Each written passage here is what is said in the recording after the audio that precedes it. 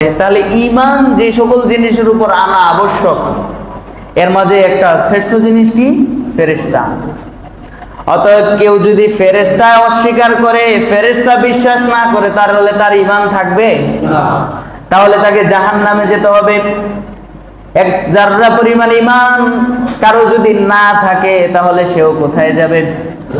আল্লাহ পাক এই মৌলিক 7টা জিনিস যে বললেন, 7টা জিনিসের উপর অবশ্যই ঈমান আনতে হবে।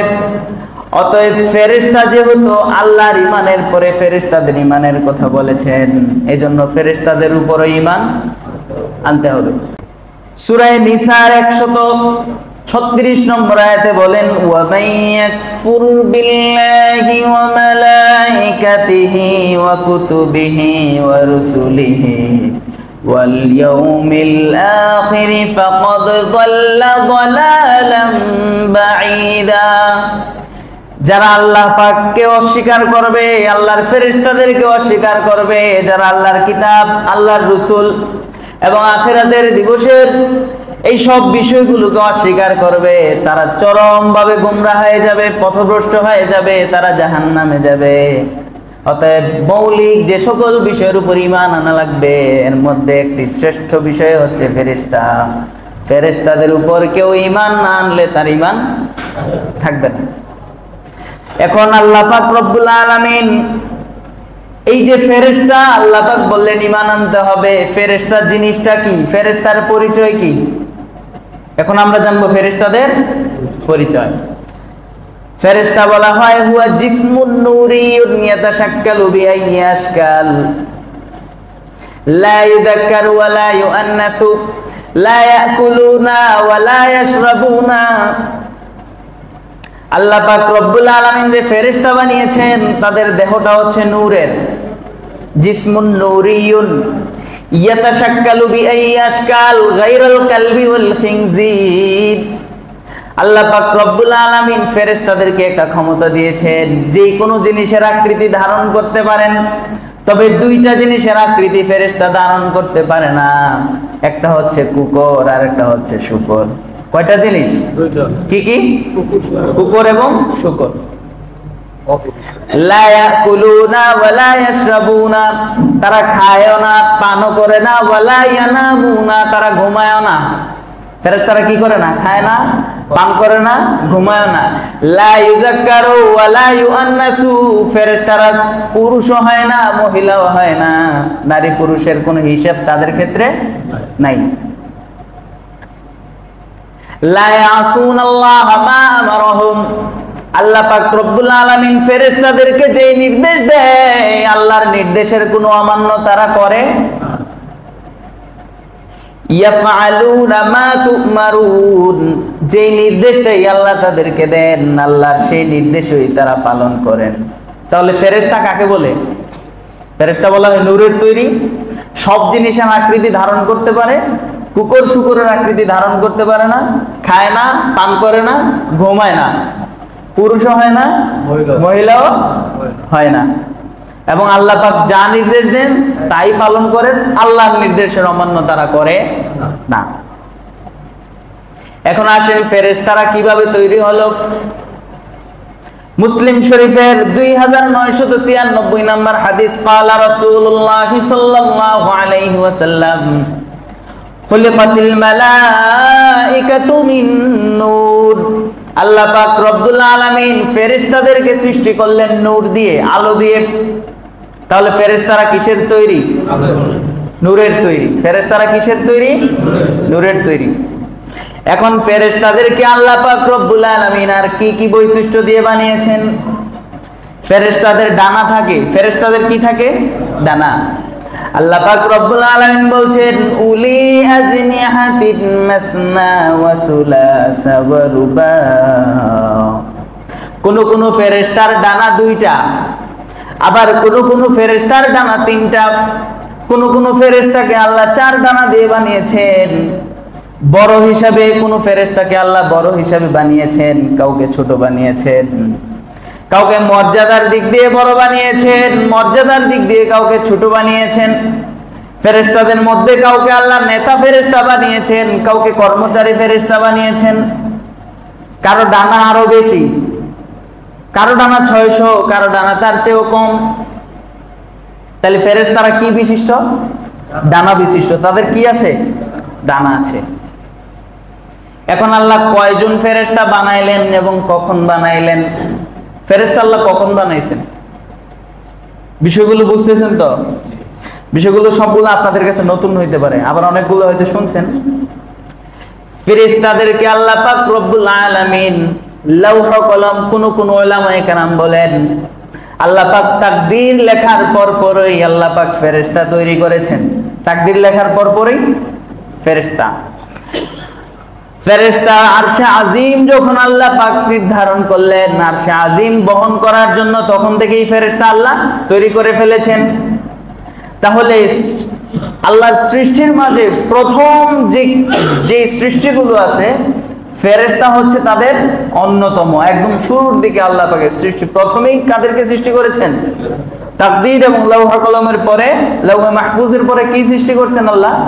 ফেরেশতা। কতজন ফেরেশতা আল্লাহ সৃষ্টি করলেন? আল্লাহর রাসূল সাল্লাল্লাহু আলাইহি ওয়াসাল্লাম যখন মেরাজের রজনীতে মেরাজে গেলেন, নবী বলছেন বর্তমানে কাবা শরীফটা যেই জায়গায় সপ্ত আকাশের উপরে সিদরাতুল মুনতাহার কিনারায় সোজা বরাবর একটা মসজিদ আছে, ওই মসজিদের নাম বাইতুল মামুর।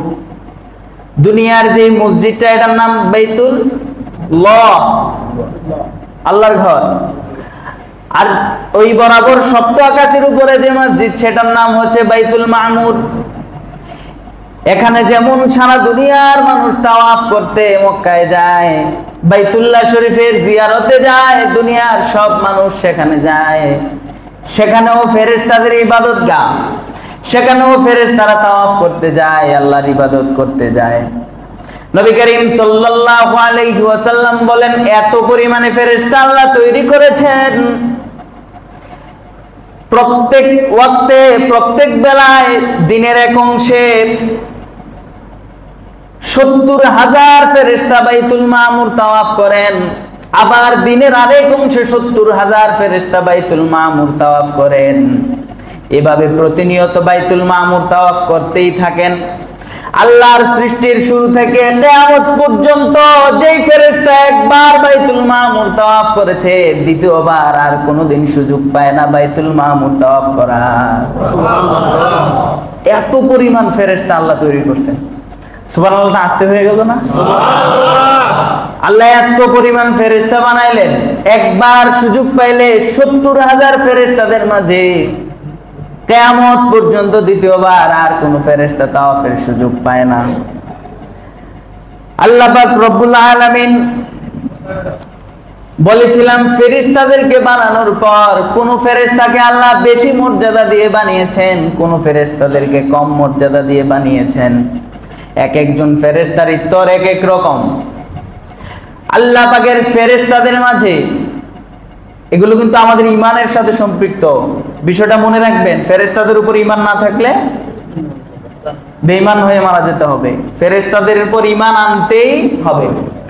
আল্লাহ পাকের শুধু এই সকল ফেরেশতাদেরকে কিছু কিছু বিজ্ঞানী অবিশ্বাস করলেও পুরোপুরি ভাবে বিজ্ঞানীরা ফেরেশতাদেরকে অবজ্ঞা করেন না, অবিশ্বাস করেন, বিষয়টা এরকম নয়। কোন কোন জায়গায় বিজ্ঞান অক্ষম বিষয়টা বুঝতে, তখন কোন কোন বিজ্ঞানী ফেরেশতাদের অস্তিত্ব আছে বলে বিশ্বাস করেন। বিজ্ঞানীদের ফেরেশতাদের অস্তিত্ব আছে বলে থাকা না থাকা, বিজ্ঞানীদের মতামত থাকা না থাকার কোনো কি নাই, ভ্যালু নাই। কোরআনে আছে, হাদিসে আছে, মুসলমান হিসেবে বিশ্বাস করতে হবে, এটাই হচ্ছে ইসলাম। এখনো পর্যন্ত জিন বিশ্বাস করে না বিজ্ঞান। এজন্য কোন মুমিন যদি জিন না তো অবিশ্বাস করে, তার ঈমান থাকবে না। কারণ কোরআনে জিনের কথা আছে কি নাই? আছে। মিনাল জিন্নাতি ওয়ান নাস। আবার একটা সূরা আল্লাহ জিন সম্পর্কে নাযিল করছেন, ফেরেশতাদেরকে নিয়ে আলোচনা করতেছে। কখনো সুযোগ হলে শুধু জিন নিয়ে আলোচনা করব, জিনদের পুরা ডিটেইল নিয়ে আলোচনা করব। তো এখন ফেরেশতাদেরকে আল্লাহ পাক রব্বুল আলামিন সৃষ্টি করলেন। ফেরেশতাদেরকে কাউকে বড় হিসেবে সৃষ্টি করলেন, কাউকে ছোট, কাউকে কম মর্যাদা, কাউকে বেশি মর্যাদা। এইভাবে আল্লাহ পাক রব্বুল আলামিন শ্রেষ্ঠত্ব দান করেছেন চারজন ফেরেশতাকে। কয়জন? একজন হচ্ছে জিবরাইল আলাইহিস সালাম, দ্বিতীয় নাম্বার হচ্ছে হযরত ইসরাফিল আলাইহিস সালাম, তৃতীয় নাম্বার হচ্ছে মিকাইল আলাইহিস সালাম, চতুর্থ হচ্ছেন মালাকুল মাউত।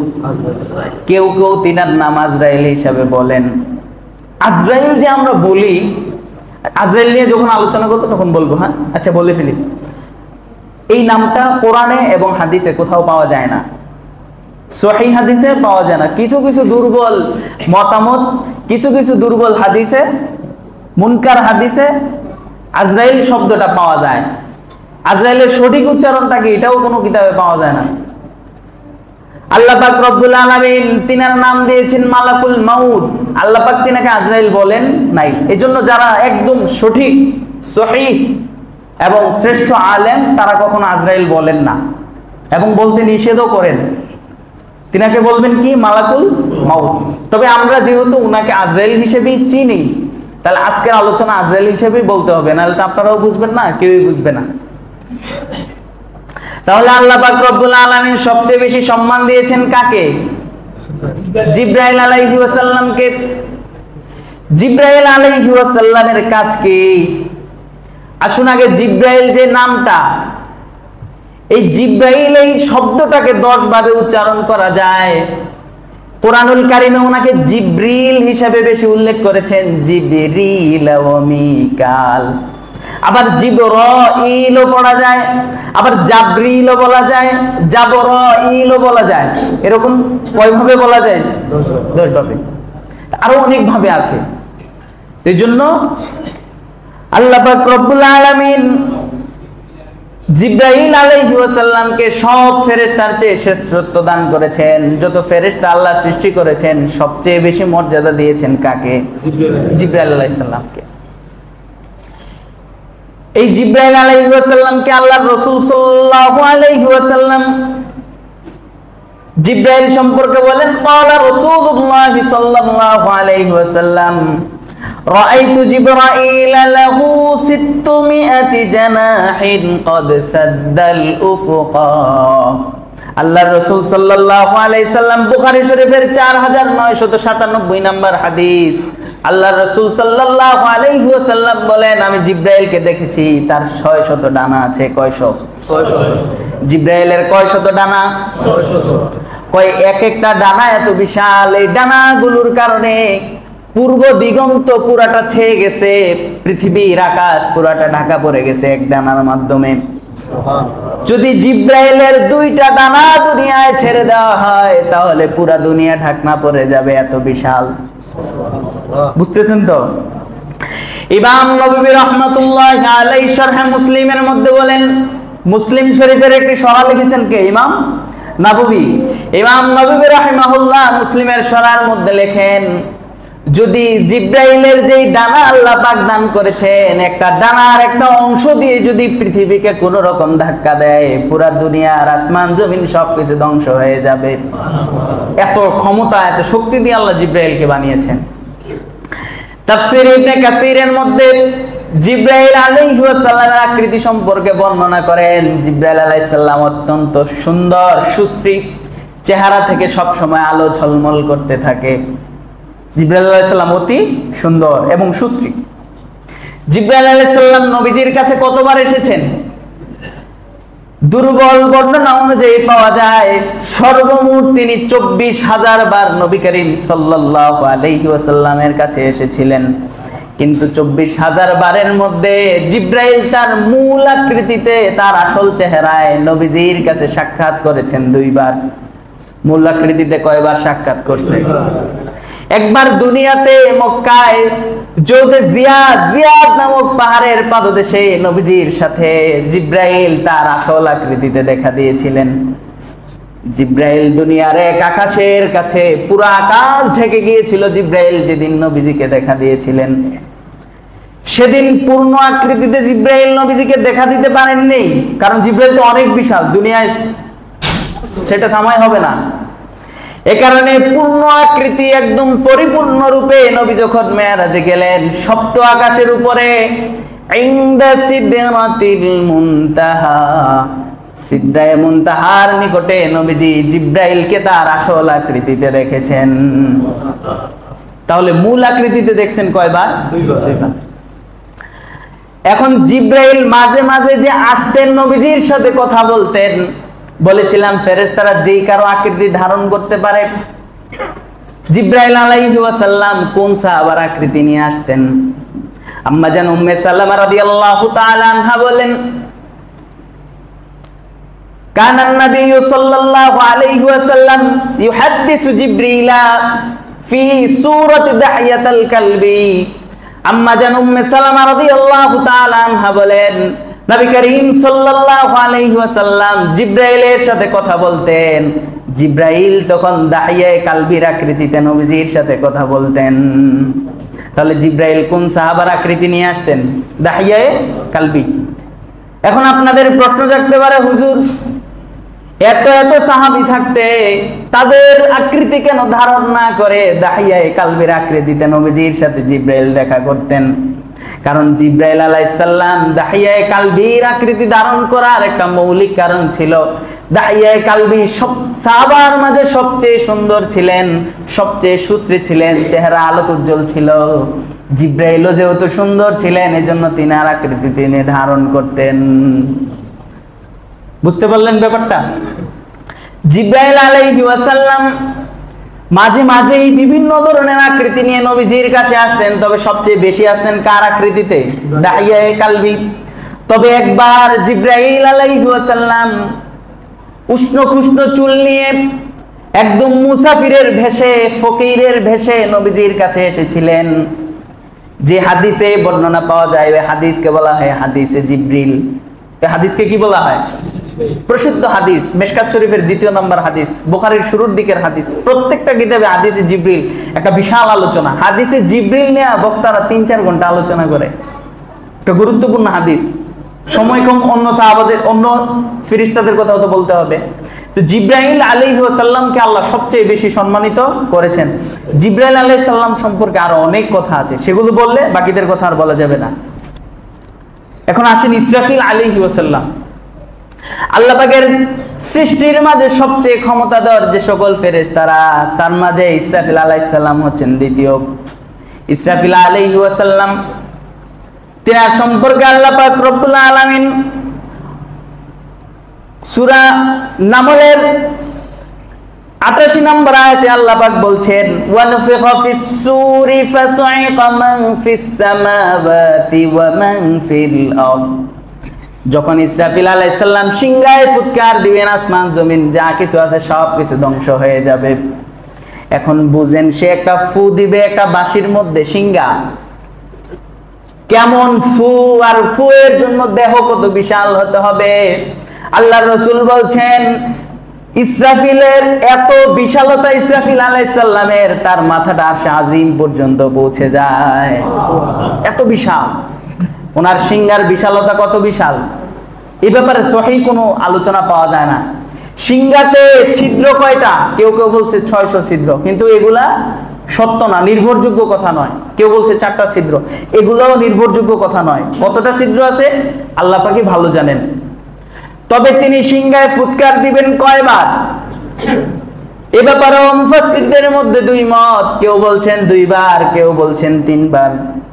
একবার যখন সিংহায় ফুৎকার দিবেন পুরো পৃথিবী ধ্বংস হয়ে যাবে, মানুষ সব মরে যাবে, কোনো কিছুই থাকবে না, সব কিছু ধ্বংস হয়ে যাবে, আসমান জমিন ফেটে যাবে, তারকাগুলো আকাশ থেকে ছুটে ছুটে জমিনে পড়তে থাকবে, পাহাড়গুলো তুলার মতো উঠতে থাকবে। আল্লাহ পাক পুরা কায়নাতকে ধ্বংস করে দিবেন। দ্বিতীয়বার 40,000 বছর পর, দুনিয়া ধ্বংসের 40,000 বছর পর আবার সিংহায় ফুৎকার দিবেন। তখন আবার সব কিছু আগের মতো হয়ে যাবে, দুনিয়া হাশরের ময়দান হিসাবে কায়েম হবে, মানুষগুলো পুনরায় আবার কবর থেকে উঠতে থাকবে। অধিকাংশ সবচেয়ে বেশি সঠিক স্পষ্ট কোরআন এবং হাদিসের মাধ্যমে 2 বার বোঝা যায়, তবে 3 বারের কথাও আছে, ওই পক্ষেও অনেক উলামায়ে কেরাম আছে। বুঝাতে বললাম? তাহলে ইসরাফিল আলাইহি ওয়াসাল্লাম, আল্লাহ রাসূল সাল্লাল্লাহু আলাইহি ওয়াসাল্লাম বলেন তার দৃষ্টির প্রখরতা এত বেশি, কখনো তিনি আসমানের দিক থেকে আর শাজিমের দিক থেকে চোখের একটা পলক ফেলেন না, সব সময় আকাশের দিকে তাকিয়ে থাকেন, আল্লাহর দিকে তাকিয়ে থাকেন। আল্লাহর রাসূল বলছেন কাইফা নামু, মুসনাদে আহমদ 3609 নম্বর হাদিস, কাইফা নামু ওয়াকাদ ইলতাকামা সাহিবুল কারনিল কারনা। নবীজির কাছে অস্থিরতা লাগতো, সাহাবায়ে কেরাম জিজ্ঞেস করতেন ইয়া রাসূলুল্লাহ আপনি এত অস্থির কেন? আরে আমি স্বস্তি কিভাবে পাবো? সিংহায় ফুৎকার দেনওয়ালা সিংহা মুখে নিয়ে বসে আছেন, আল্লাহর দিকে তাকিয়ে আছেন, কান পেতে বসে আছেন, কখন আল্লাহর আদেশ আসবে আর সিংহায় ফুৎকার দিয়ে দুনিয়া আকাশ বাতাস আসমান জমিন সবকিছু ধ্বংস করে দেবেন। এত বিশাল ফেরেশতা আল্লাহ তৈরি করেছেন। তিনি হচ্ছেন হযরত ইসরাফিল আলাইহি ওয়াসাল্লাম। তারপরে মিকাইল আলাইহি ওয়াসাল্লামের দৈহিক গঠন সম্পর্কে কোরআন এবং হাদিসে তেমন কোনো কথা পাওয়া যায় না, তবে তিনার কাজ কি? মিকাইল আলাইহি ওয়াসাল্লামের কাজ হচ্ছে দুইটা, বৃষ্টি এবং মানুষের রিজিক। তিনি বৃষ্টির রক্ষণাবেক্ষণ করেন এবং মানুষের রিজিকের ফয়সালা করেন, কার রিজিক কিভাবে তিনি দেবেন এই সব দায়িত্বে তিনি নিয়োজিত। খাদ্যমন্ত্রী বলা চলে, বুঝাতে বললাম? তারপরে আল্লাহ পাক রব্বুল আলামিন হযরত আজরাইল আলাইহি ওয়াসাল্লাম সম্পর্কে আমাদেরকে বলেন কুল ইয়াতাওয়াফাকুম মালাকুল মাউতিল্লাযী উকিলা বিকুম। নবী আপনি বলেন তোমাদের জন্য আমি মৃত্যুর ফেরেশতা নিয়োজিত করেছি, তার মাধ্যমে তোমাদেরকে মরণ দেব। আজরাইল কেমন ফেরেশতা? তাফসীরের কিতাবগুলোতে আসে আজরাইল যিনি, তিনার হাতে পুরাটা পৃথিবী এমন যেন আমরা একটা হাতের মধ্যে একটা পয়সা নিলে যেমন ক্ষুদ্র, আজরাইলের হাতে পুরা দুনিয়াটা এমন ক্ষুদ্র। তাহলে হাতের মধ্যে পুরো দুনিয়াটা যদি এত ক্ষুদ্র হয়, তিনি কত বিশাল! সুবহানাল্লাহ বলবেন না? আল্লাহ পাক রব্বুল আলামিনের সৃষ্টির সেরা ফেরেশতারা বড়র দিক থেকে, দৈহিক গঠনের দিক থেকে, ইবাদতের দিক থেকে সবকিছু দিয়ে ফেরেশতারা সেরা, প্রথম দিককার সৃষ্টি। এখন এই ফেরেশতাদের মাঝে আজরাইল আলাইহিস সালামকে আল্লাহ বিশেষ কিছু ক্ষমতা দান করেছেন। তিনার দায়িত্ব হচ্ছে মানুষের মৃত্যু দেওয়া নেওয়া। এখন মানুষের মৃত্যু, আজরাইল তো একজন, তো মানুষ তো দৈনিক লক্ষ লক্ষ মারা যায়, তো তিনি সবার কাছে যান নাকি? না, তিনি মৃত্যুর দায়িত্বে নিয়োজিত আছেন। তিনার আন্ডারে লক্ষ লক্ষ ফেরেশতা কাজ করে। একদিনে যদি কয়েকশো কোটি মানুষও মারার দরকার হয় তাহলেও সম্ভব, কোনো সমস্যা নাই। তাহলে উনি এটা প্রধান, ওনার কাছে সব মানুষের লিস্ট আছে, কার কখন মৃত্যু এটা একদম ওনার কাছে স্পষ্ট আছে। অমুক দিন তো অমুকের মৃত্যু, এই যা অমুকরে ধরে নিয়ে, বুঝতে পারলেন? উনি হচ্ছেন এটা প্রধান। ওনার ব্যাপারে দুই তিনটে কথা সমাজে প্রচলিত আছে যে আজরাইলের মাথার উপরে যদি পুরা দুনিয়ার যত পানি আছে ঢাইলা দেওয়া হয়, সব পানি ওনার কানের নিচেও আসবে না। তো এই কথাটা সহিহ হাদিস বা কোরআনের কোথাও পাওয়া যায় না। আবার অন্য জায়গায় আছে যে সব মাটি যদি ঢাইলা দেওয়া হয় তাহলে ওনার কানের নিচ পর্যন্ত আসবে না, এত বিশাল উনি। তো এই কথাগুলো সমাজে প্রচলিত আছে, আমরাও ছোটবেলায় শুনছি, কিন্তু সহিহ কোনো বর্ণনা এগুলো পাওয়া যায় না। আল্লাহর সৃষ্টির মাঝে এই চারজন ফেরেশতার চাইতো আরো বিশাল একটা সৃষ্টি আছে। সেই সৃষ্টি হচ্ছে আল্লাহ পাকের আরশ বহনকারী ফেরেশতা। আল্লাহ পাকের আরশকে বহন করে আছেন 8 জন ফেরেশতা। কয়জন? আল্লাহ পাক রব্বুল আলামিন বলছেন ওয়া ইয়াহমিলু আরশু রাব্বিকা ফাওকাহুম ইয়াওমা ইযিন সামানিয়া। আল্লাহ পাকের আরশ বহন করে আছে কয়জন ফেরেশতা? 8 জন। আল্লাহর রাসূল সাল্লাল্লাহু আলাইহি সাল্লাম আবু দাউদের 4728 নম্বর হাদিস, ক্বালা রাসূলুল্লাহ সাল্লাল্লাহু আলাইহি ওয়াসাল্লাম আদিনালি আন উহাদ্দিস আন মালাকিন মিন হামলাতিল আরশ। আল্লাহ পাক রব্বুল আলামিন নবী মুহাম্মদুর রাসূলুল্লাহ সাল্লাল্লাহু আলাইহি সাল্লামকে নির্দেশ দিয়েছেন, ও মুহাম্মদ, আমার আরশ বহনকারী ফেরেশতাদের সংবাদটা তুমি মানুষের কানে পৌঁছায় দাও। নবীজিকে আল্লাহ বলছেন, নবীজি আমাদেরকে বলছেন, আমি আজকে আপনাদেরকে পৌঁছায় দিচ্ছি। ইন্নামা বাইনা শাহমাতি উযুনিহি ইলা আতিকিহি মাসিরাতা 700 আম। আল্লাহ পাক রব্বুল আলামিনের আরশ যে 8 জন ফেরেশতা বহন করে আছেন, ওই 8 জন ফেরেশতার প্রত্যেকের অবস্থা এমন, কানের লতি থেকে কাঁধ পর্যন্ত দূরত্বটা হচ্ছে 700 বছর যাবত। যদি দ্রুতগামী কোনো বাহন দিয়ে মানুষ সফর করতে চায়, 700 বছর সফর করলে যতটুকু দূরত্ব যেতে পারবে, তার চেয়েও বিশাল হচ্ছে কাঁধ থেকে কানের লতি পর্যন্ত এক এক ফেরেশতার বিশালতা। শুধু কাঁধ থেকে কানের লতি পর্যন্ত যদি 700 বছরের দূরত্বের রাস্তা হয়, তাহলে শরীরের বাকি অবয়ব তার কতটুকু বিশাল। এজন্য ইমাম সুয়ুতি রাহমাতুল্লাহ আলাইহি বলছেন, আল্লাহর যত সৃষ্টি আছে, আল্লাহর যত সৃষ্টি আছে, সব সৃষ্টির মাঝে শ্রেষ্ঠ সৃষ্টি হচ্ছে, বিশাল সৃষ্টি হচ্ছে আল্লাহর এই 8 জন ফেরেশতা। এই 8 জন ফেরেশতা আদৌ কখনো ইন্তেকাল করবে কিনা? কারণ আল্লাহ পাক আজরাইলকে নির্দেশ দিবে, আজরাইল এখন আর কে বাকি আছে? আজরাইল বলবে, আল্লাহ আমি বাকি আছি, শ্রেষ্ঠ 3 জন ফেরেশতা বাকি আছে, আর আপনার আরশ বহনকারী 8 জন ফেরেশতা বাকি আছে। বলবে বাকি সবার রূহ কবজ করো, আরশ বহনকারী 8 জন ছাড়া। বাকি 3 জনের রূহ কবজ করবে, বলবে এখন আর কে? বলবে আমি। এখন তোমার রূহ কবজ করো। তো কোন কোন বর্ণনা অনুযায়ী পাওয়া যায় আল্লাহ আরশ বহনকারী ফেরেশতাদেরকে আল্লাহ মৃত্যু দেবেন না। তারপরে যে সকল ফেরেশতাদের কথা আমরা সরাসরি হাদিস থেকে পাই, জান্নাত এবং জাহান্নামের রক্ষণাবেক্ষণকারী ফেরেশতা। আপনাদেরকে এই ব্যাপারে আমি আগেও বলেছি, জান্নাতের যিনি নিয়ন্ত্রক তিনি হচ্ছেন রিজওয়ান, তিনি জান্নাতের প্রধান, তিনি জান্নাতের গেইটে থাকবেন, তার অনুমতি ছাড়া কেউ জান্নাতে প্রবেশ করতে পারবে না। এবং জাহান্নামের দারোয়ানের দায়িত্বে নিয়োজিত থাকবেন মালিক। মালিক সম্পর্কে কোরআনুল কারিমে একটি আয়াত পাওয়া যায়, ওয়ানাদাউ ইয়া মালিকু লিয়াকযি আলাইনা রাব্বুকা। ও মালিক, জাহান্নামীরা জাহান্নামের শাস্তি ভোগ করতে করতে এক পর্যায়ে জাহান্নামের ফেরেশতারা জাহান্নামের প্রধানকে বলবে, ও মালিক, তোমার প্রভুকে বলো এই আযাব আমাদের আর সহ্য হয় না, আমাদেরকে যেন চিরতরে মৃত্যু দিয়া দেয়। জাহান্নামে মৃত্যু আছে? আবার শরীরের প্রত্যেকটা অঙ্গ প্রত্যঙ্গ জ্বলে যাবে, আবার আগের মতো হয়ে যাবে, এভাবে এই শাস্তি চলতে থাকবে। জাহান্নামীদের ফরিয়াদ একটাই থাকবে, আমাদেরকে মৃত্যু দিয়া দেওয়া হোক। তো জাহান্নামের এই একজন হচ্ছে মূল, এই একজন হচ্ছেন কি মূল। তিনার আন্ডারে আরো কিছু মন্ত্রী থাকবেন, প্রধান প্রধান। এই ব্যাপারে আল্লাহ বলছেন, আলাইহা 19, জাহান্নামে আরো 9 জন, আরো 19 জন ফেরেশতা থাকবেন, তারা হচ্ছে জাহান্নামের সর্দার। প্রধান সর্দারকে মালিক, তারপরে ওনার পরের স্তরে আরো প্রধান থাকবেন 19 জন।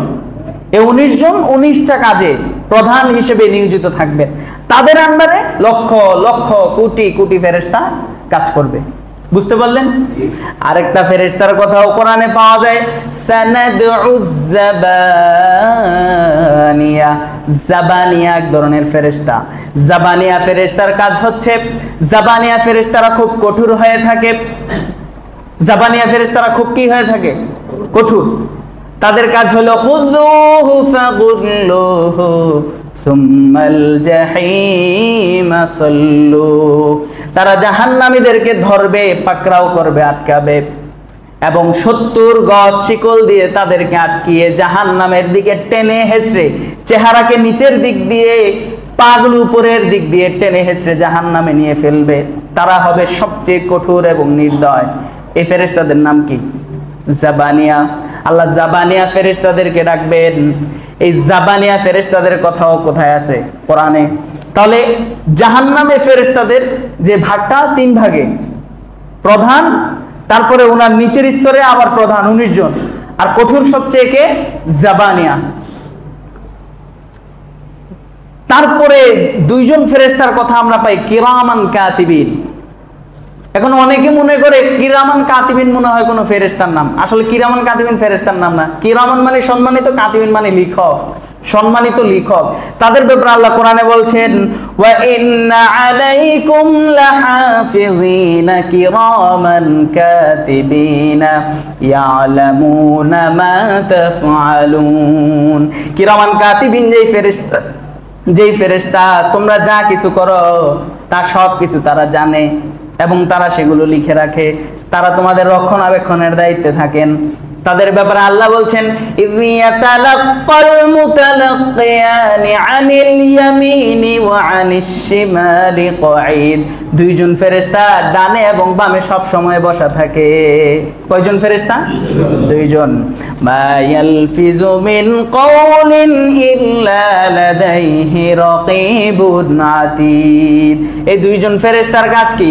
মা ইয়ালফিজু মিন কাওলিন, মানুষের জবান থেকে যেই কথাটাই বের হয়, মানুষের দেহ থেকে যেই কাজ, যেই কর্ম, মানুষের মন থেকে যেটা কল্পনা করে, যা কিছু মানুষ ভাবে করে, সওয়াবের কাজ হোক গুনাহের কাজ হোক, মা ইয়ালফিজু মিন কাওলিন, মানুষ কোনো কথাকে ফেলতে পারে না, সাথে সাথেই তারা সেটা লিখে ফেলে। ইল্লা লাদাইহি রাকীবুন আতীদ। রকিব নামের যিনি আছেন তিনি ডান পাশে থাকেন। এই রকিব তিনি ভালো জিনিসগুলো লেখেন। আতীদ তিনি বাম পাশে থাকেন। তিনি বাম পাশে যত মন্দ কাজ করি, যত মন্দ কথা বলি সবগুলো সে লিখে। এই দুইজন ফেরেশতা আমরা যাদেরকে কিরামান কাতিবিন হিসাবে চিনে থাকি। আরেক ধরনের ফেরেশতা কিরামান কাতিবিন সম্পর্কে আমরা জানলাম। আরেক ধরনের ফেরেশতা হচ্ছে মুনকার এবং নাকির। মুনকার এবং নাকির। 1071 নম্বর হাদিস তিরমিজি শরীফের। ক্বালা রাসূলুল্লাহ সাল্লাল্লাহু আলাইহি ওয়াসাল্লাম, ইযা কুবিরাল মাইয়িতু আতাহু মালাকান আসওয়াদান আরযাকান। মানুষকে যখন কবরস্থ করা হয়, মানুষকে যখন দাফন করা হয়, দুইজন ফেরেশতা আসেন। কয়জন ফেরেশতা? দুইজন ফেরেশতার ঘটনাকৃতি কেমন? দুইজন ফেরেশতা অত্যন্ত কালো এবং নীল বর্ণের, কালো এবং নীল মিশ্রিত, একটু ভয়ঙ্কর টাইপের। কেমন? ভয়ঙ্কর। ইউকালু লিআহাদিহিমা আল মুনকির ওয়াল আখিরু আন নাকির। একজনের নাম হচ্ছে মুনকির, আরেকজনের নাম হচ্ছে নাকির। দুই ফেরেশতা, তাদের নাম কি? মুনকার এবং নাকির। তারা এসে তিনটা প্রশ্ন করবেন। তোমার রবকে, সবার জানা আছে তোমার রবকে, তোমার দিন কি, এই যে লোকটা তিনি কে, তার পরিচয় তুমি বর্ণনা করো।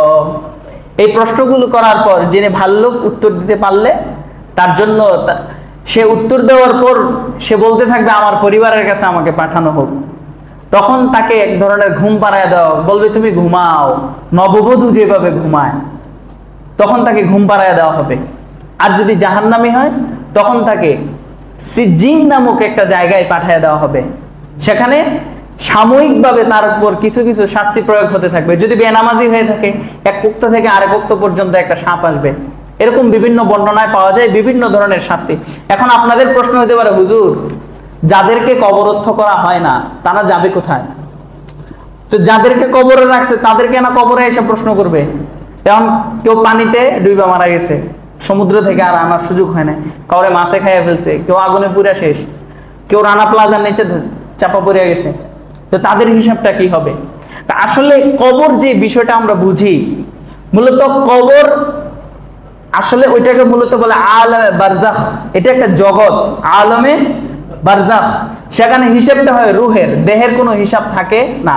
কাউকে যদি সারা জীবন মমি করে রাখা হয়, দাফন না করা হয়, তাহলে তার হিসাব নিকেশ আলমে বারজাখে চলতে থাকবে। বলছিলাম না, রূহ কবজ করার পরে এটা হয়তো ইল্লিনে চলে যায়, নয়তো সিজ্জিনে চলে যায়। তো এই জন্য মাঝে আর কবরের যে বিষয়টা, কবরের বিষয়টা আর থাকে না। এই জন্য আপনার প্রশ্নও তখন আর থাকবে না। তবুও আরো প্রশ্ন আসতে পারে যে হুজুর তাইলে কবরে গিয়ে যে আমরা জিয়ারত করি, কবরের সাথে একটা বড় সম্পর্ক আছে। কারণ যখন দ্বিতীয়বার সিংহায় ফুৎকার দেওয়া হবে, প্রত্যেকটা মানুষ তার নিজের কবর থেকে আবার উঠবে। যে যেখানে ছিল, যাকে যেখানে দাফন করা হয়েছে, সে সেখান থেকে উলঙ্গ অবস্থায় উত্থিত হবে। আল্লাহ পাক রব্বুল আলামিন ফেরেশতা সংক্রান্ত যে কথাগুলো বললাম, আরো অনেক কথা আছে। ফেরেশতা এত সামান্য জিনিস না, তো অনেক বিশাল জিনিস। এই জন্য আপনাদেরকে মৌলিক ধারণাটা দিলাম। ফেরেশতাদের উপর যদি কেউ ঈমান না আনে, তার ঈমান থাকবে? মৌলিক 7টা জিনিসের উপর ঈমান আনতে হবে। আমানতু বিল্লাহি ওয়া মালাইকাতিহি, আল্লাহর পরেই কাদের উপর ঈমান আনতে হবে? ফেরেশতাদের উপর। এই জন্য ফেরেশতারা আমাদের সব সময় পাশে থাকে। এখান থেকে শিক্ষা হচ্ছে ফেরেশতাদের উপস্থিতি সব সময় নিজের মধ্যে ধারণ করা। তাহারে আমি যে খারাপ কথাটা বলতেছি, আমি যে গুনাহের কাজটা করতেছি, তারা তো আছে। এই জন্য নেক করলে সে লিখবে, আপনি মনে মনে আনন্দ পাবেন, ও নেক লেখা হইতেছে। আর যদি গুনাহ করেন, সেটাও লেখা হচ্ছে, আপনার আক্ষেপ হবে, তখন আপনি গুনাহটাকে ফেরেশতাদের ভয়ে ছেড়ে দিবেন। আল্লাহ পাক ফেরেশতাদেরকে অসংখ্য কাজে ব্যবহার করেন। ফেরেশতাদেরকে মানুষের খেদমতের জন্য বানানো হয়েছে। অতএব এমনটা ভাইবেন না ফেরেশতারা শ্রেষ্ঠ, মানুষ মনে হয় কম শ্রেষ্ঠ। আল্লাহ পাক বলেন না ওয়ালাকাদ কাররামনা আল মালাইকা, আল্লাহ পাক বলেন না আমি ফেরেশতাদেরকে সবচেয়ে বেশি সম্মান দিয়েছি। আল্লাহ বলেছেন ওয়ালাকাদ কাররামনা বানি আদম, আমি বনি আদমকে সবচেয়ে বেশি সম্মান দান করেছি। এই জন্য নিজেদের সম্মান ফেরেশতাদের কাছে ছোট হইতে দিয়েন না। আল্লাহ পাক আমাদের প্রত্যেককে কথাগুলোর উপর আমল করার তৌফিক দান করেন এবং ফেরেশতাদের উপর পরিপূর্ণ বিশ্বাস এবং ঈমান স্থাপন করার তৌফিক দান করেন। যারা সুন্নত পড়ে নাই, সুন্নত পড়ে নেই। ওয়া আখিরু দাওয়ানা আলহামদুলিল্লাহ।